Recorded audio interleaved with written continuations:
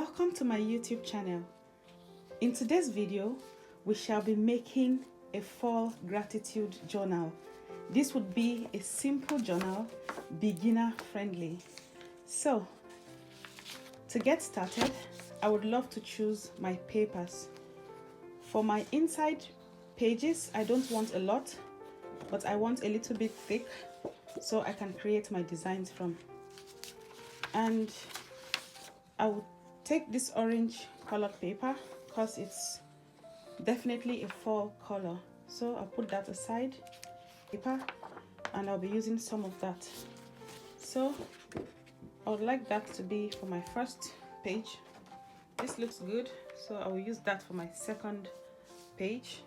Ivory white paper. The next page, I have that green paper.